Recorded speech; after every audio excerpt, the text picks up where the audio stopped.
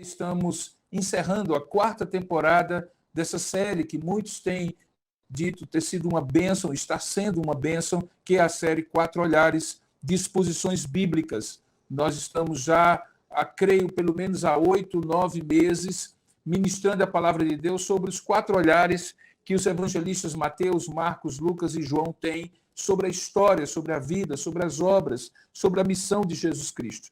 E nós agradecemos porque estamos encerrando essa 4ª temporada hoje, com este episódio número 13, que é de hoje pela manhã, falando sobre o que Jesus ensinou sobre a sua volta, sobre a segunda vinda dele.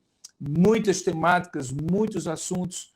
Certamente Jesus ensinou aos seus discípulos e este é um dos mais importantes. E à noite, no nosso culto de celebração, em que iremos celebrar a Deus de maneira ainda mais específica, o culto a Deus oferecido em ações de graças pela nossa igreja, nós vamos falar sobre o que Jesus ensinou sobre a igreja. E isso será agora à noite, às 18 horas, quando você também estará conosco, se Deus quiser. Então, eu gostaria de convidar você a abrir a palavra de Deus para que nesta manhã nós possamos juntos ouvir o que Deus tem para nós em Mateus, capítulo 24. Nós vamos ler apenas 3 versículos e depois, no decorrer da exposição bíblica, nós estaremos falando sobre outros versos da palavra de Deus. Abra, portanto, em Mateus, capítulo 24, verso 1 a 3. O que Jesus ensinou sobre a sua vinda, a sua segunda vinda, a sua volta, como nós também chamamos. Diz assim a palavra de Deus em Mateus capítulo 24, do verso 1 ao verso 3. Tendo Jesus saído do templo, ia se retirando, quando se aproximaram dele os seus discípulos para lhe mostrar as construções do templo. Ele, porém, lhes disse: não vedes tudo isso?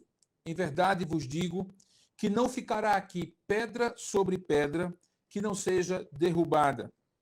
No Monte das Oliveiras achava-se Jesus assentado, quando se aproximaram dele os seus discípulos em particular e lhe pediram, dize-nos quando sucederão estas coisas e que sinal haverá da tua vinda e da consumação do século.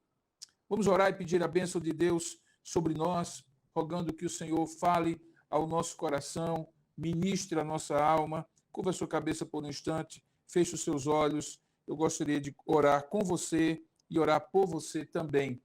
Vamos orar juntos. Senhor, nosso Deus e nosso Pai, nós rogamos a tua graça e a tua bênção nesse momento em que vamos ministrar a tua palavra. Pedimos que pela tua misericórdia o Senhor fale conosco, mesmo sendo nós fracos, imperfeitos e incapazes de ouvir a tua voz. Eu gostaria de, nesse momento, colocar diante de ti a minha vida, pedindo que o Senhor possa me usar, pedindo que o Senhor possa ter misericórdia da minha vida e da vida dos meus irmãos, e pedindo que o Senhor abra o nosso entendimento, dilate o nosso entendimento mesmo para ouvir e ver a tua voz falando e a tua palavra sendo exposta de tal maneira que muitos possam te ouvir, crer em ti e confiar nas tuas promessas santas de que tu não nos deixaste órfãos, tu voltarás para nos buscar. É isso que nós oramos, nós te agradecemos em nome e para a glória de Jesus. Amém.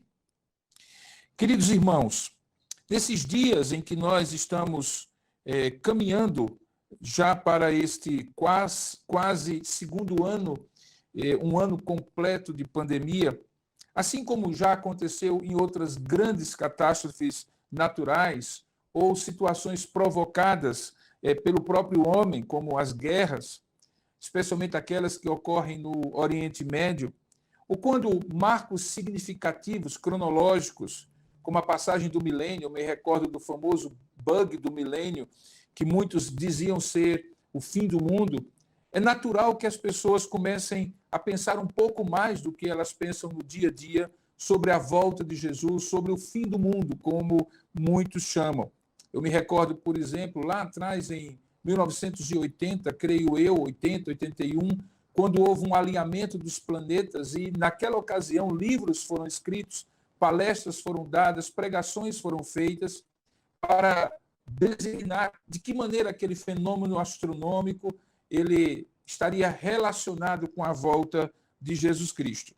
É curioso que quando a coisa aperta ou quando ocorre cotidianamente, constantemente, numa escala sem precedentes, aquilo que talvez já há algum tempo ocorre na Terra, catástrofes naturais, situações em que as pessoas ligam acontecimentos a datas específicas, que as pessoas conseguem começar a fazer relações e associações, tentando demonstrar que esses fatos estão relacionados àquilo que nós chamamos de sinais da volta de Jesus Cristo. Infelizmente, esse é um assunto que, para muitos, é esquecido no dia a dia e só volta a ser lembrado em situações assim, em situações específicas em que o terror, o medo, o pânico começam a dominar a população e elas começam, as pessoas, fazerem associações de que talvez isso esteja relacionada à volta de Jesus Cristo. O fato é, irmãos, que a expectativa da volta ou da segunda vinda ou do segundo advento de Cristo é um dos aspectos mais importantes da chamada escatologia neotestamentária. A palavra escatologia vem da ideia de escatom, que em grego significa últimas coisas, ou último, o final. E, portanto, escatologia é a parte da teologia que trata da doutrina das últimas coisas, todas elas relacionadas, obviamente, à volta de Jesus.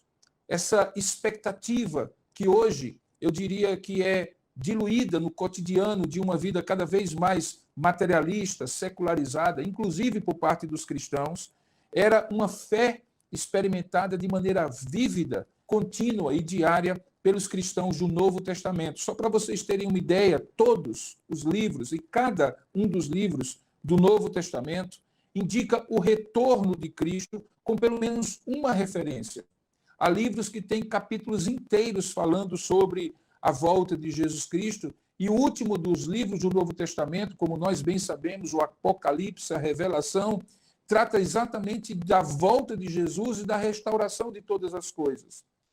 Há várias passagens, portanto, no Novo Testamento que fazem uma relação muito clara de que a volta de Jesus Cristo, que é certa, prometida e garantida por sua fidelidade e propósito, nos indica que devemos viver nesta expectativa de estar prontos para a sua volta a qualquer momento. Nos evangelhos, por exemplo, você encontra várias referências que são dadas desta volta de Jesus Cristo. Em Mateus capítulo 16, verso 27, é dito que o Filho do Homem virá com seus anjos na glória do seu Pai. Em Marcos capítulo 14, verso 62, Jesus diz ao sumo sacerdote que ele veria o Filho do Homem sentado à destra poderosa de Deus e vindo com as nuvens dos céus.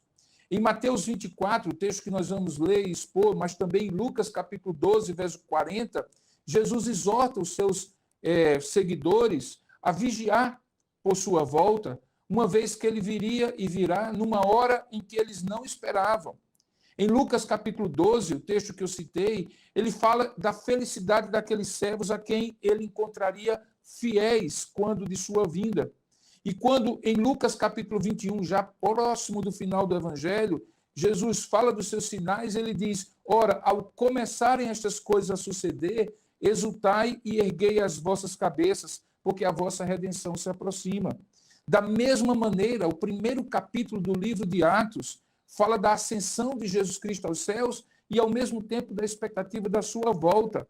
O anjo diz aos discípulos: esse Jesus que dentre vós agora, diante dos vossos olhos, foi assunto aos céus, assim virá do modo como viste subir. E Paulo, quando prega em plena praça central de Atenas, no Areópago, ele diz que o Senhor Jesus voltaria para julgar o mundo e ele diz então que esse juízo é certo. Nas epístolas de Paulo, você encontra em 1 Tessalonicenses capítulo 5, que é um capítulo importante sobre a volta de Jesus, dizendo que Jesus viria como um ladrão de noite, inesperadamente. Quando Paulo escreve aos Coríntios, ele diz assim: portanto, nada julgueis antes do tempo, até que venha o Senhor, o qual não somente trará à luz, a plena luz, as coisas ocultas das trevas. E aí por diante, em todas as epístolas paulinas, nas epístolas universais, no livro de Apocalipse. Portanto, esse tema que tem sido tão negligenciado, tão esquecido, tão pouco valorizado, como eu falei, nesses dias em que a igreja parece ter os pés enterrados na terra e a esperança da sua atuação, da sua missão, se resume a apenas trazer palavras para o dia a dia, para a política, para a economia, para o bem-estar das pessoas, ao invés de estar pregando e proclamando o evangelho que prepara pessoas para esta volta. Essa temática, infelizmente, tem sido esquecida. Mas a pergunta que hoje nós nos propomos a responder é se, diante da urgência cada vez maior, obviamente, à medida que a volta do Senhor se aproxima, à medida em que essa temática era tão e é tão presente no Novo Testamento, e particularmente presente na pregação apostólica, na pregação da igreja, nas suas cartas e epístolas, a grande pergunta é: o que é que o próprio Senhor Jesus ensinou sobre a sua volta? O que é que o próprio Senhor Jesus diz sobre a sua segunda vinda?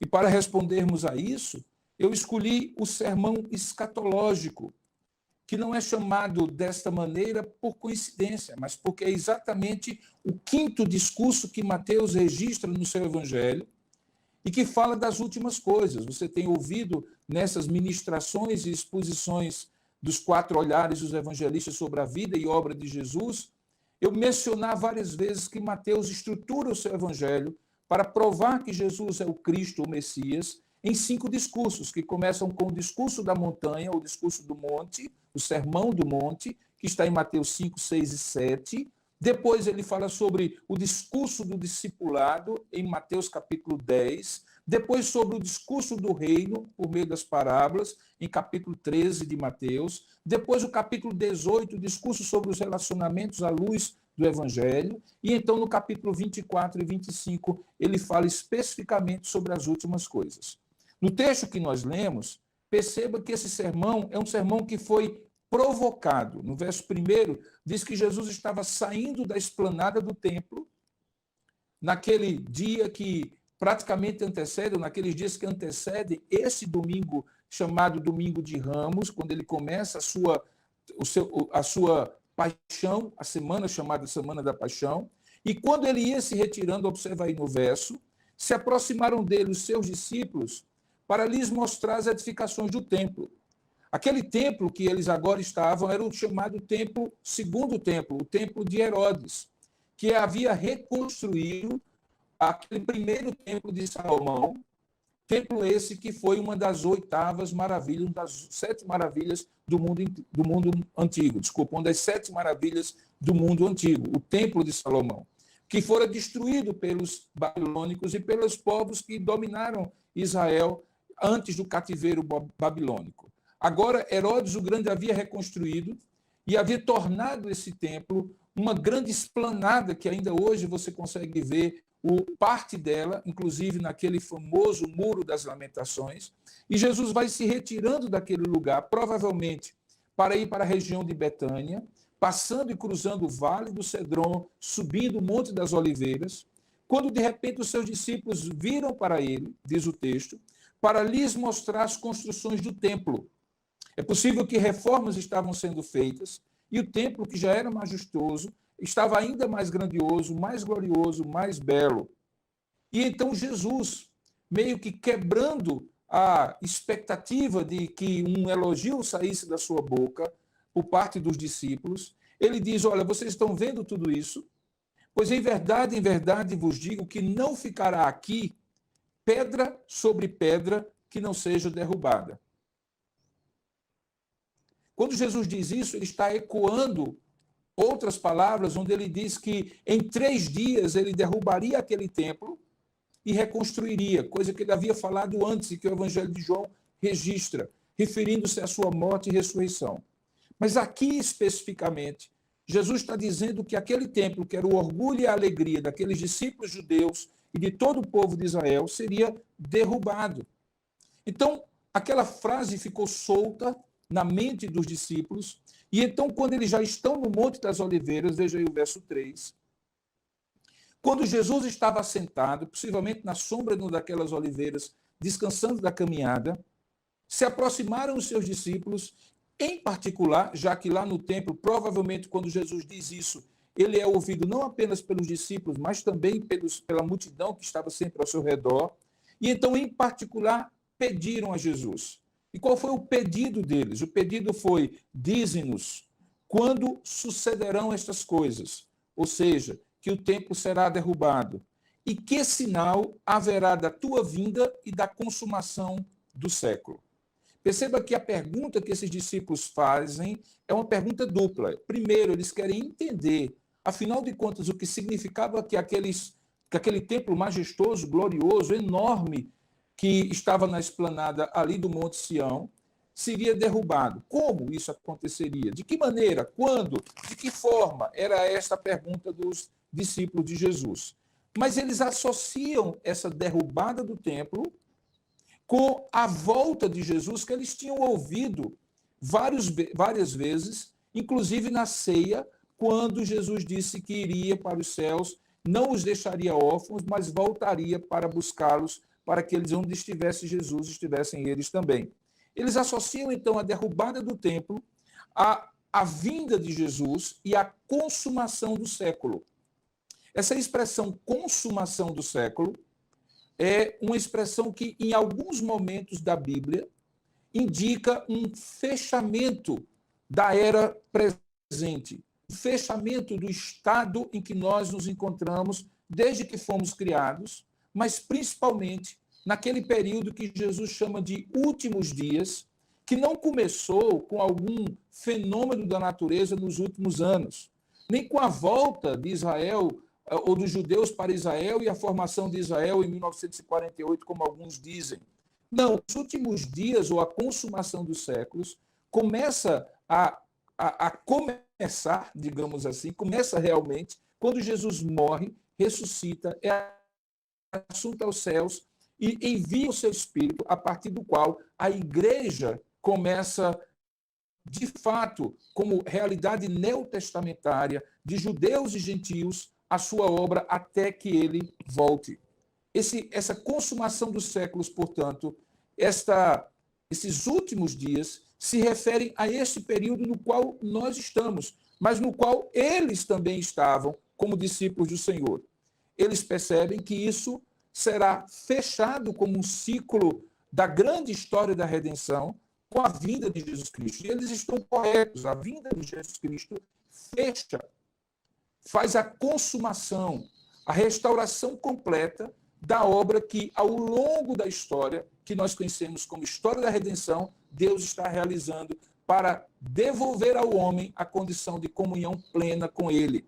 Aquilo que nós chamamos de restauração, aquilo que a Bíblia chama de consumação, que é a transformação desta realidade de um homem caído, de uma humanidade caída por causa do pecado, por meio da redenção de Jesus Cristo. Então, esse processo que se inicia, eles associam com aquilo que Jesus havia falado, e então ele vai falar daquele momento em que ele voltará, daquele tema importante, como nós temos falado, da sua volta, da consumação do século ou dos últimos dias. Essa última expressão, últimos dias, como nós sabemos, é exatamente essa expressão que Jesus usa depois da sua vinda, ou seja, o reino é inaugurado e os últimos dias começam até que eles vão ser consumados com a volta de Jesus. É o período final da história como nós a conhecemos. Por exemplo, quando nós ouvimos Jesus, o Evangelho de João dizendo que já é hora, normalmente ele está relacionado a esse escatom, a essas últimas coisas. Portanto, é fora de dúvida que, de conformidade com as Escrituras, o último período da história se iniciou com essa ascensão de Cristo e com a descida do Espírito Santo. E então, se este período é o último, o que nos restará depois desse período ser fechado com a volta de Jesus é exatamente a eternidade. No entanto, quando nós formos agora olhar algumas partes do chamado sermão escatológico, que começa a partir do verso 4, como nós iremos ver, é preciso que você entenda que esse sermão é primeiramente pregado para os discípulos de Jesus que estavam ali naquele momento do tempo e da história. E que haverão de ver uma das coisas mais terríveis que acontece no primeiro século, na história do primeiro século cristão.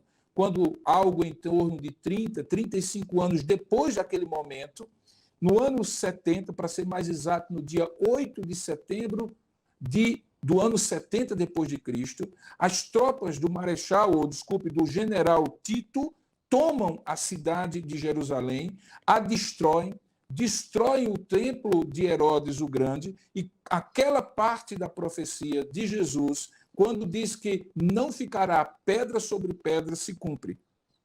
Os judeus são, a partir daquele ano 70 depois de Cristo, dispersos em todo o mundo, e só em 1948, pela resolução da ONU, eles podem retornar àquela terra e restaurar o que eles chamam hoje de novo Estado de Israel.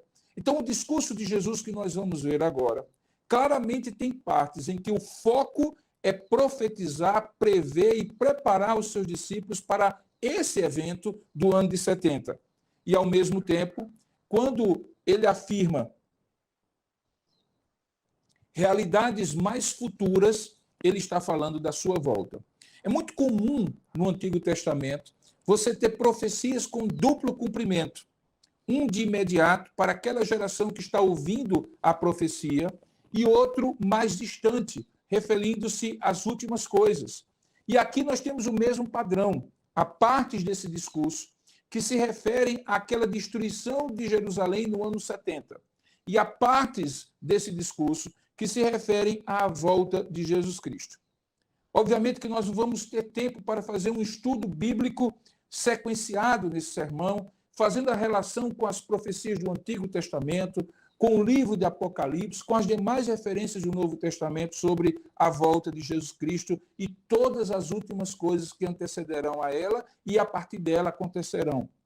Mas eu gostaria de destacar pelo menos 3 aspectos que, quando você ler esse sermão com detalhes, mas sem se deter aos detalhes, sem aquela curiosidade, muitas vezes estéril, de tentar simplesmente fazer relações específicas de sinais que ele menciona com episódios da nossa geração, se você se detiver no que é essencial desse sermão, você vai descobrir que o que Jesus ensinou sobre a sua volta, sobre a sua segunda vinda, se resume a 3 aspectos.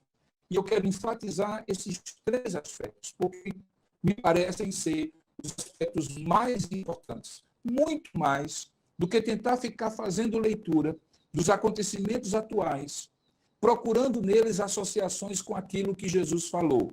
O que é um equívoco que muitos cometeram no passado e que fez com que muitos chegassem até mesmo a marcar o dia da volta de Jesus Cristo, porque no esquema de visão que eles tinham, de associar esses eventos com o que estava acontecendo na sua época, eles entendiam que estava se cumprindo cada um desses detalhes. E para a frustração deles, obviamente, Jesus Cristo não voltou quando eles marcaram. Não voltou quando eles marcaram, porque está muito claro que Jesus estabelece aqui um princípio, e é o princípio de que nós não saberemos o dia em que ele voltará. E o que parece ser isso uma desvantagem, na verdade, é um grande benefício, como nós veremos. De que maneira, então, Jesus ensina sobre a sua volta, sobre a sua segunda vinda? Que aspectos são esses mais importantes? O primeiro deles, eu gostaria de destacar, a vinda de Jesus Cristo será uma vinda pessoal, uma vinda da própria pessoa de Jesus Cristo. Se você for para Mateus capítulo 24, verso 30, um pouquinho mais na frente, você verá Jesus dizendo o seguinte: então aparecerá, a ideia que é uma epifania, uma manifestação, inclusive essa é uma das palavras para registrar a volta de Jesus Cristo. Então aparecerá o sinal do Filho do Homem, E todos os povos da terra se lamentarão e verão o Filho do Homem vindo sobre as nuvens com poder e muita glória. Portanto, nós aprendemos que a volta de Jesus Cristo será pessoal. Pessoal, ele mesmo voltará assim como ele veio na primeira vez. Não se trata, portanto, de enviar algo, como ele enviou o seu Espírito no dia de Pentecostes para estar conosco, ou alguém, desculpe, a terceira pessoa da Trindade, o Espírito Santo. Não é o caso de enviar algo, um sinal. Ele mesmo voltará. Ele voltará de tal maneira que todos o verão. O texto de 1 Tessalonicenses, capítulo 4, verso 16, que é um texto paralelo a esse, você pode perceber como o escritor aos Tessalonicenses, que é o apóstolo Paulo, descreve essa volta de Jesus Cristo no capítulo 4, verso 16, quando ele diz assim, deixa eu me achar aqui para que eu possa ler para você. Desculpe, no capítulo 4, verso 16, ele diz assim: porquanto o Senhor mesmo, dada a sua palavra de ordem, ouvida a voz do arcanjo, e ressoando a trombeta de Deus, descerá o Senhor mesmo, é a expressão que Paulo usa, descerá dos céus, e os mortos em Cristo ressuscitarão primeiro, e depois nós, os que formos e ficarmos vivos, seremos arrebatados e encontraremos com ele nas nuvens, para o encontro do Senhor nos ares, e estaremos sempre com o Senhor. A presença marcante na volta de Jesus Cristo é o próprio Senhor Jesus Cristo. A volta gloriosa, portanto, é uma volta pessoal. O segundo aspecto que a gente vê no Sermão da Montanha, à medida que a gente vai lendo, é que essa volta de Jesus Cristo será visível. Ela não será oculta para alguns, ou para a maioria, e só visível para alguns. Não se trata de uma dupla volta, para alguns e depois para outros a totalidade. Mas será visível de todos, como a gente viu em Atos capítulo 1, verso 11. O anjo diz, da mesma maneira como agora vistes, também verão a sua volta. A Escritura, portanto, refere-se à sua vinda como uma aparição, como uma revelação. O texto de 2 Tessalonicenses 1,7 diz que ele manifestará. Quando Paulo escreve a Timóteo, no capítulo 6, verso 14, também ali está descrito uma manifestação, uma revelação visível. E quando o 1 Pedro, capítulo 1, verso 7, se refere a isso, também fala sobre a revelação do nosso Senhor Jesus Cristo. Portanto, essa revelação ou essa volta de Jesus será visível. Alguns escritores do Novo Testamento descrevem como sendo algo que todo olho verá. Porque como um relâmpago que sai do Oriente e se mostra no Ocidente, a sua volta será gloriosamente contemplada por todos, em todas as nações. Portanto, não será uma volta oculta, para buscar apenas a sua igreja e, de repente, pessoas desaparecerem e os demais não saberem onde eles estão. Será uma volta visível, uma volta que todos verão que Jesus Cristo, agora glorioso, voltará. E aí me chega o terceiro aspecto desta volta de Jesus Cristo. É que ela não somente é pessoal, ela não somente é visível, mas ela é gloriosa. Como diz o texto, será com poder e glória. Um pouco mais à frente, quando Mateus fala no capítulo 25, verso 31, ele fala dessa aparição de uma maneira que será gloriosa. Veja o que é que diz no verso 31. Diz assim, quando vier o Filho do Homem, capítulo 25, 31 de Mateus, na sua majestade e todos os anjos com ele, então se assentará no trono da sua glória. Muitos dizem, às vezes, por desconhecimento, quando se Jesus Cristo viesse hoje, ele seria crucificado do mesmo jeito. Eu até compreendo a associação que as pessoas estão fazendo. Mas quando ele vier, seja agora, antes de eu terminar esse sermão, ou em qualquer momento no futuro, ele não voltará mais como aquele servo sofredor, homem de dores, esvaziado, tomando a forma de homem e de servo, e sendo obediente até a morte e morte de cruz. Mas ele será aquele Deus glorioso que ele sempre foi da eternidade e sempre será. Ele será o Filho de Deus em cheio de glória, com anjos e arcanjos e querubins e serafins, glorificando o seu nome. Será um retorno glorioso e não para o sofrimento. Quando eu pego essas três realidades, que será pessoal, que será visível e que será gloriosa, imediatamente, assim como os discípulos, muitos de nós ficam pensando, então, me diga quando será, para que eu possa estar preparado. Na verdade, é o contrário. Eles pediram um sinal para estar preparados. E aí ele diz: estejam preparados e vocês discernirão os sinais. Esses sinais que o próprio Mateus descreve podem ser classificados em três tipos. Sinais que acontecerão na criação, na natureza. Sinais que acontecerão na história, fatos históricos que vão convergindo para a volta de Jesus Cristo. E sinais que acontecerão na igreja. Se você for ao texto, você vai perceber essa clara manifestação desses três tipos de sinais. Volta agora o texto para Mateus 24, verso 7 em diante. Diz assim: se levantará nação contra nação, reino contra reino, e haverá fomes e terremotos em vários lugares, e isto é o princípio das dores. Perceba que Jesus não está dizendo que nunca houve fome, nem terremoto, nem guerras entre as nações, mas que da mesma maneira como no trabalho de parto, por isso ele fala a expressão princípio das dores, esses eventos serão cumulativos, intensificados, numa proporção e numa intensidade jamais vista. Muitos tentam minimizar isso, dizendo, não, tudo isso sempre ocorreu. É porque hoje a gente tem mais tecnologia para saber imediatamente, exatamente no momento que aconteceu um terremoto ali, um furacão acolá, aconteceu uma guerra aqui, uma guerra acolá e assim por diante. Não há dúvida nenhuma que hoje nós temos mais conhecimento online, no tempo, no momento histórico do que está acontecendo. Mas o que Jesus diz aqui é que, naquele momento, quando nós ouviremos falar de guerras e rumores de guerra com mais frequência, é necessário assim acontecer, mas ainda não é o fim.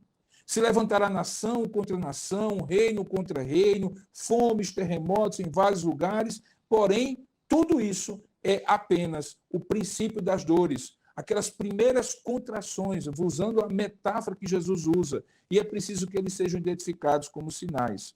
Perceba que logo depois, ele também fala de sinais que estão relacionados à maneira como a igreja se relaciona entre si, os irmãos em Cristo, e também como a igreja se relacionará com a sociedade, com o mundo lá fora, com o mundo de um modo geral e o mundo com ela. É dito que, assim, então sereis atribulados e vos matarão. Claro que em todo o tempo cristãos foram mortos por causa de sua fé, mas o que ele está dizendo é que isso será intensificado. Sereis odiados, veja aí no verso 9, de todas as nações, por causa do meu nome. E é importante você saber que nem todas as vezes que um cristão sofre, ele sofre porque é cristão. Aqui é um sofrimento por causa do nome do Senhor, porque ele está pregando, vivendo, colocando os princípios de Deus na sua vida e nos seus negócios, na sua família, na sua sociedade, e isso produz ódio daqueles que assim o odeiam.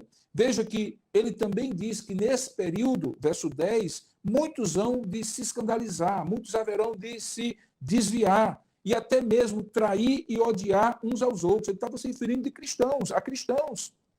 Ao mesmo tempo, fora e dentro da igreja, levantar-se-ão muitos falsos profetas e enganarão a muitos. E por se multiplicar a iniquidade, a promiscuidade, a falta de moral, o amor se esfriará de quase todos. Perceba, então, que são sinais relacionados ao mundo, ao cosmos, à natureza, sinais referentes à igreja internamente e à relação da igreja com o mundo, e sinais na história.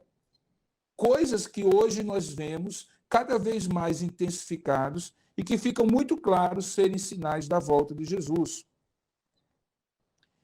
Alguns desses chamados, alguns desses sinais, como nós vimos, são chamados princípios das dores. E como qualquer pessoa que já presenciou um trabalho de parto, sabe que eles vão crescendo e intensificando até a hora de dar à luz. E esse dar à luz nessa metáfora que Jesus usa, é justamente a consumação e a vinda visível dele para resgatar a sua igreja, para reinar como rei de todo o universo.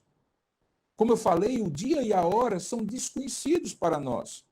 E como eu disse, o que parece ser um aspecto ruim, não saber quando ele volta, na verdade tem um sentido e um verdadeiro propósito de Deus. É que não sabendo, nós vigiamos e oramos, nos tornamos sóbrios e continuamos a viver e devemos continuar a viver em santidade e em piedade. É isso que ele diz um pouco mais na frente, quando em Mateus capítulo 24, a partir do verso 42 a 51, ele contando uma parábola, a parábola do servo fiel e prudente, que deve cuidar da volta do seu senhor, ele aplica isso exatamente àquilo que ele havia falado, vigiai. Ele diz no verso 42, portanto, vigiai, porque não sabeis o dia em que vem o nosso Senhor. E aí ele usa essa ilustração. Mas considerar isso, se o pai de família soubesse a que hora viria o ladrão, vigiaria e não deixaria que fosse arrombada a sua casa.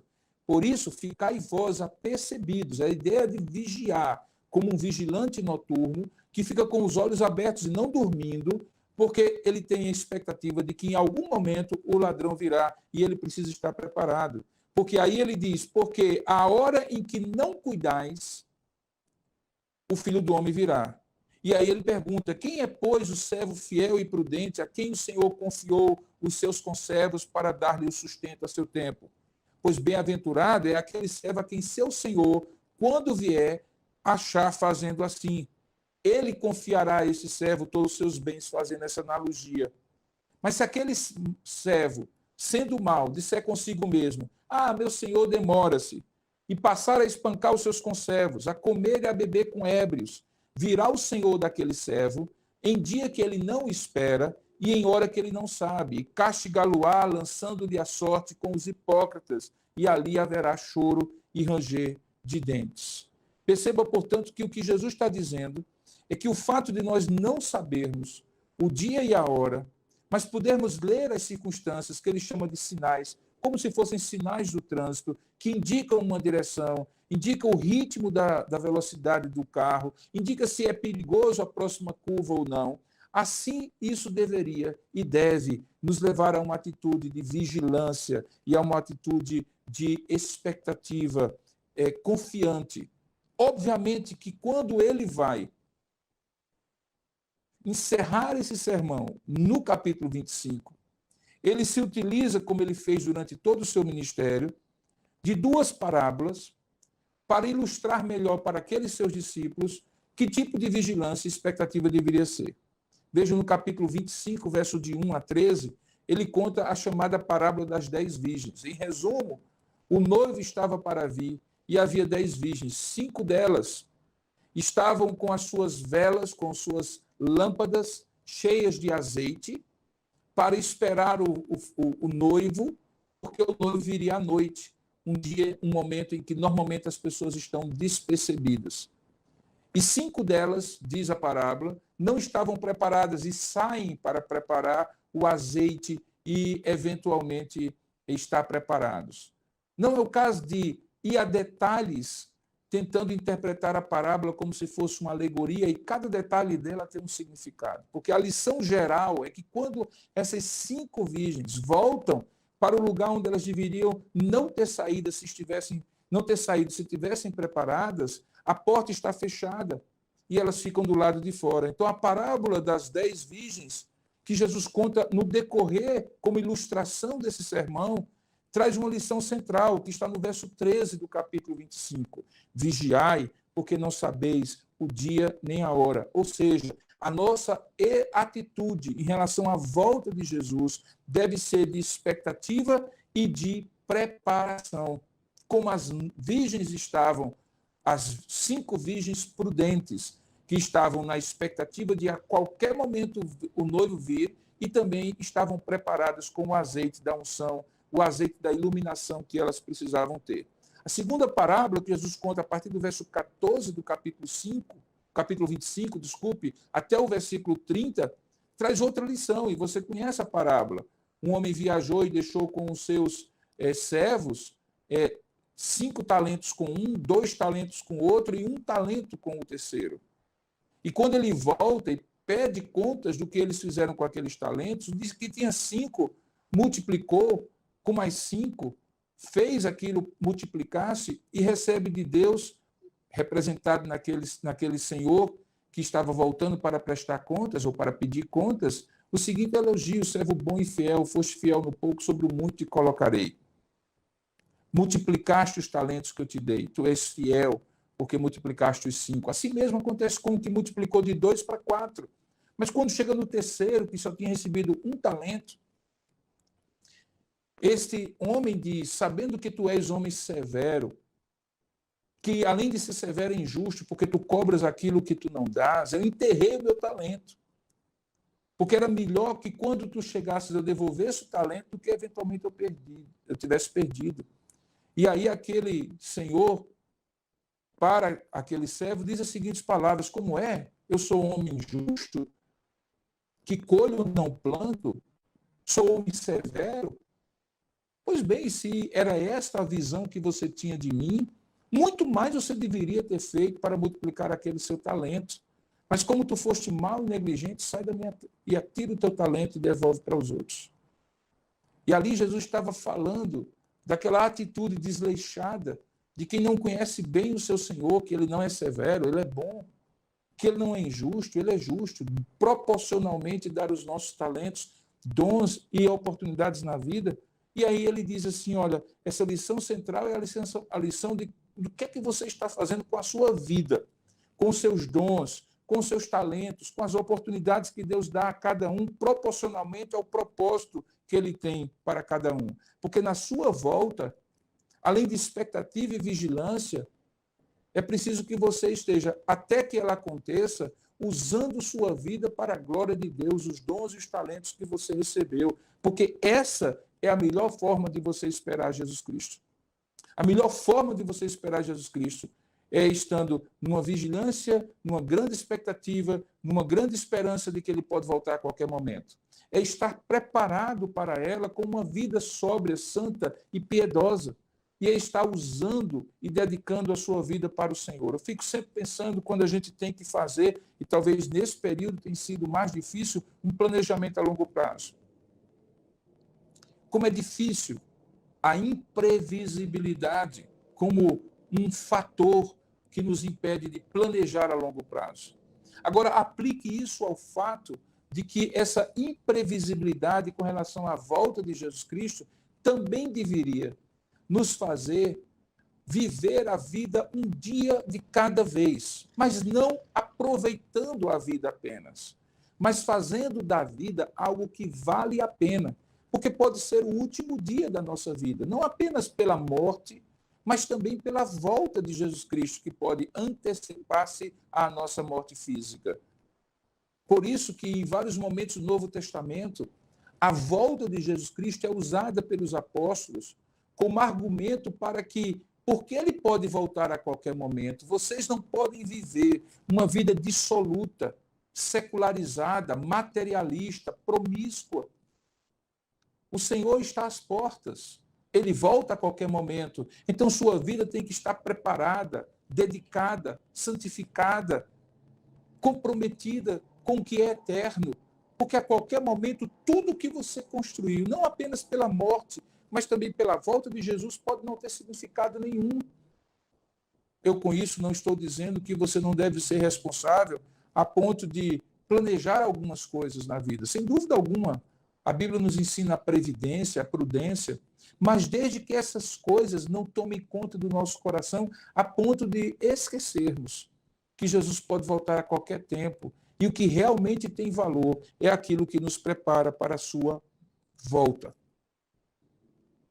Ainda no deste sermão escatológico, Jesus ainda conta como será naquele dia da prestação de contas final, que cada pessoa estará diante de Deus, o chamado dia do juízo final. Lá ele coloca, mais uma vez, uma ilustração, uma metáfora, de como alguém que precisa separar ovelhas e cabritos fará. E ele coloca Deus como aquele que vai separar as suas ovelhas dos cabritos, que muitas vezes estão misturados ali entre as suas ovelhas. As ovelhas pertencem a ele, os cabritos não. E então, apesar da salvação, e essa é a grande lição, ser exclusivamente pela fé, perceba que a partir dali, Jesus estabelece que as suas ovelhas são aquelas que não têm apenas uma fé teórica. Se você olhar no texto, é muito interessante como ele coloca isso. Ele coloca isso da seguinte maneira, veja, é muito interessante, está no finalzinho do capítulo 25, quando diz assim, quando vier o Filho do Homem, verso 31, na sua majestade e todos os anjos com ele, então se assentará no trono da sua glória. E ali estará acontecendo essa separação. No verso 32, ele diz assim, e todas as nações serão reunidas em sua presença, e ele separará uns dos outros, como o pastor separa os cabritos das ovelhas. E porá as ovelhas à sua direita e os cabritos à sua esquerda. Normalmente a direita era associada a um lugar de honra, de glória. Então dirá o rei aos que estiverem à sua direita, ou seja, as suas ovelhas, vinde benditos do meu Pai, entrai na posse do reino que vos está preparado desde a fundação do mundo. Porque eu tive fome e me deste de comer, tive sede e me deste de beber, era forasteiro e tu me hospedastes, estava nu e me vestistes, enfermo e me visitastes, preso e fostes ver-me. Então perguntarão os justos, representados por aquelas ovelhas, diz o verso 37, Senhor, quando foi que te vimos com fome e te demos de comer? Ou com sede e te demos de beber? E quando foi que te vimos forasteiro e te hospedamos? Ou nu e te vestimos? E quando te vimos enfermos ou preso e te fomos visitar? Então o rei diz no verso 40, respondendo lhes dirá, em verdade vos afirmo que sempre que o fizestes a um desses meus pequeninos irmãos, a mim o fizeste. E da mesma maneira ele faz em relação àqueles cabritos. Basicamente o que Jesus está dizendo é que apesar da fé ser o único critério para alguém ser justificado diante de Deus, a confiança nos méritos do que ele fez na cruz do Calvário, se essa fé, como bem lembra Tiago, não consequenciar, não desdobrar-se, não ecoar em atos de justiça, de correção, de piedade, aquilo que a Bíblia chama de boas obras, para as quais Deus já nos preparou, algumas para nelas viver. Paulo diz isso em Efésios capítulo 2, e que no Sermão do Monte Jesus lembra também que serão as boas obras que, sendo vistas pelos homens, os farão, farão com que eles glorifiquem a vosso Pai que está nos céus. Essas boas obras precisam estar presentes naquele momento de separação. Queridos, muita coisa poderia ser feita e dita, melhor dizendo, para explicar os detalhes da volta de Jesus Cristo. Há alguns que são claramente revelados e outros que são ocultos. O que causa espécie é quando os crentes em Cristo se preocupam mais com os detalhes do que está oculto e formam teorias e digladiam-se em posicionamentos quanto ao milênio, se são pré-milenistas, pós-milenistas, amilenistas e assim por diante, o que sem dúvida alguma é importante do ponto de vista do conhecimento teológico, mas se focam tanto em estabelecer uma sistematização perfeita e ir aos detalhes, muitos deles que estão ocultos e que precisam ser deduzidos, e muitas vezes são deduzidos de maneira errônea, e se esquecem do que é essencial.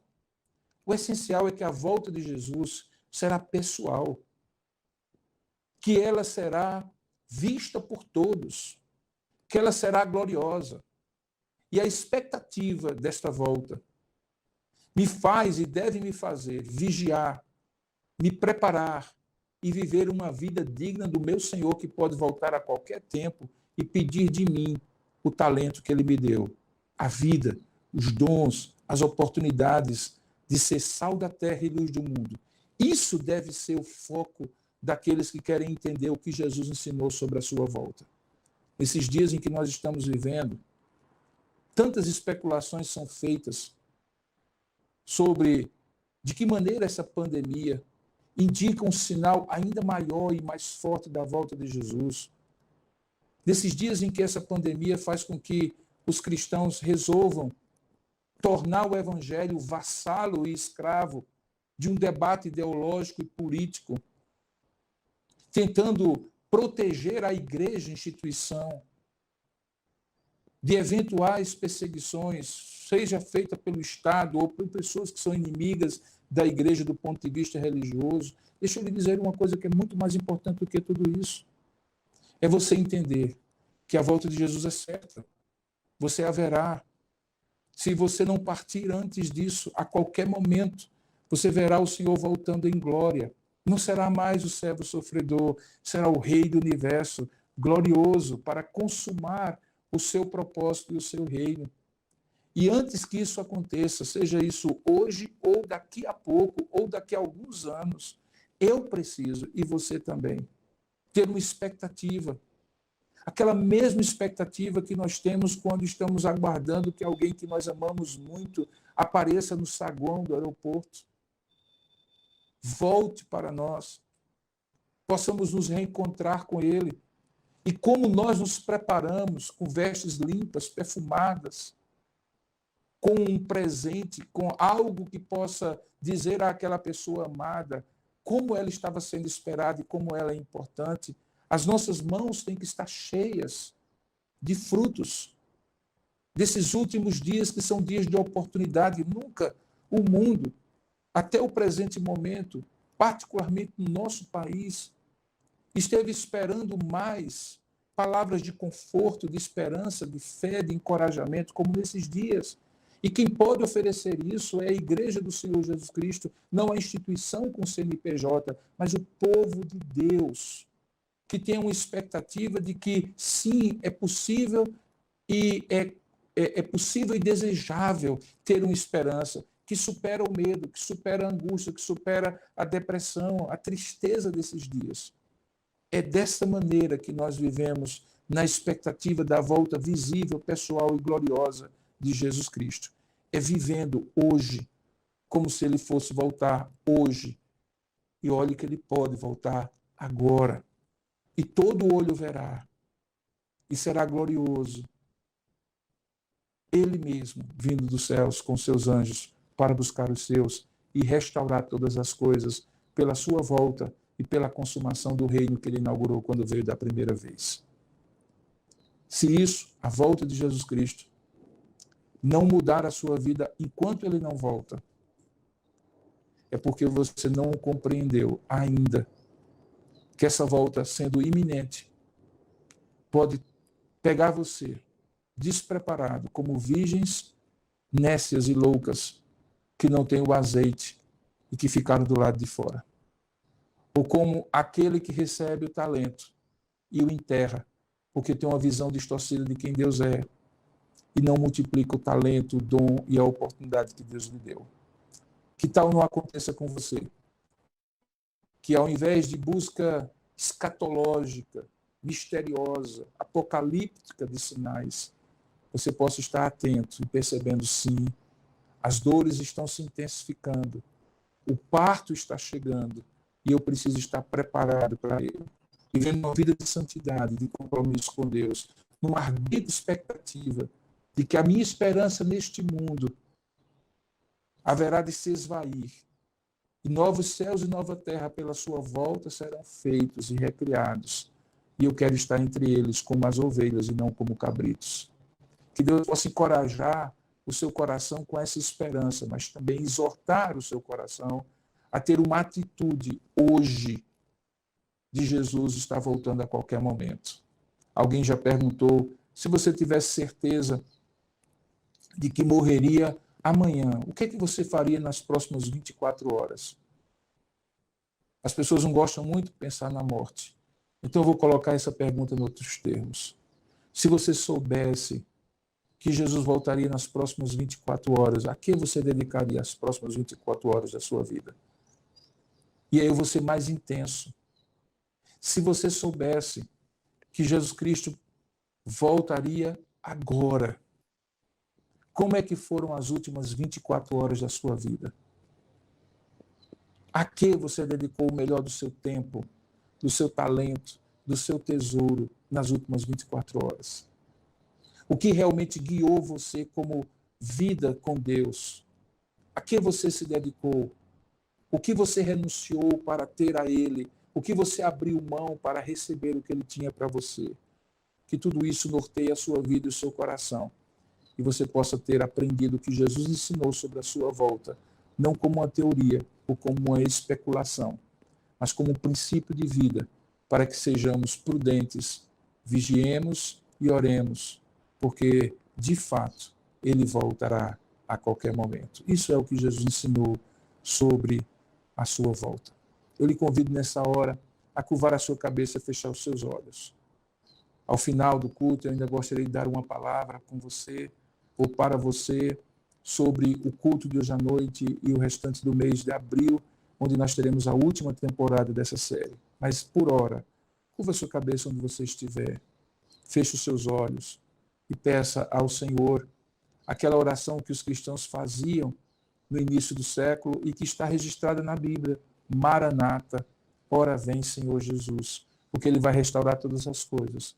Queira Deus que todos nós estejamos vigilantes e preparados para não perdermos tempo nesses dias que ainda nos restam.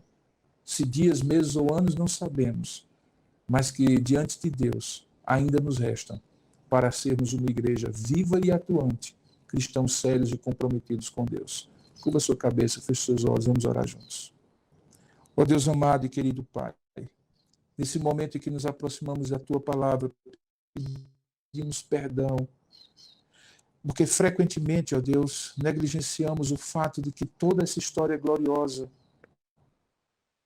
da volta do Senhor é a consumação da história graciosa e redentora da primeira vinda do Senhor Jesus Cristo.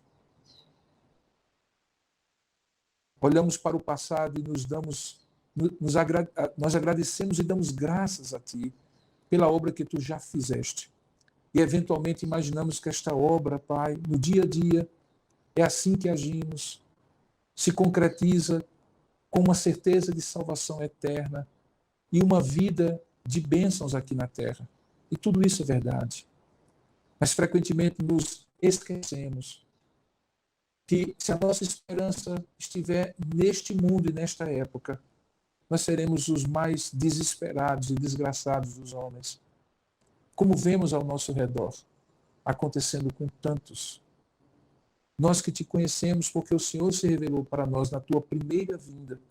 E o teu Espírito nos abriu o entendimento para perceber o que significou a vinda do Filho de Deus para morrer pelos nossos pecados, que este mesmo Espírito abra o nosso coração para percebermos que ele voltará para completar a obra de restauração de todas as coisas. E na vida gloriosa, pessoal, visível do Senhor Jesus, nós temos a expectativa de que aconteça a qualquer momento. Nos ajuda a viver, ó Pai, nessa expectativa, a fazer os nossos planos, não tirando o Senhor de lado, nem tornando o Senhor secundário, mas que o nosso trabalhar, o nosso estudar, o nosso viver, o nosso investir, seja sempre à luz de que a qualquer momento o teu filho voltará e precisamos aproveitar o tempo e a época, os dons, talentos e oportunidades que o Senhor nos deu para falar desse Jesus, proclamar essa verdade e viver de tal maneira que as pessoas vejam que quando estavam nus, nós vestimos, que quando estavam com fome, nós demos de comer, temos de beber, visitamos, ouvimos, amamos, choramos com os que choram, como expressão do teu amor àqueles que ainda não te conhecem e podem te conhecer por meio da tua igreja. Nos ajuda a focar no que é essencial e não perder tempo no que é secundário. É assim que nós estaremos preparados, vigilantes para a volta do nosso Senhor Jesus Cristo. E terminamos essa oração dizendo de coração: ora, Senhor, ora vem, Senhor Jesus, Maranata, a qualquer tempo te aguardamos e queremos te ver glorioso, vindo buscar o teu povo, a tua igreja. É assim que nós te oramos e te pedimos em nome de Jesus. Amém, Senhor.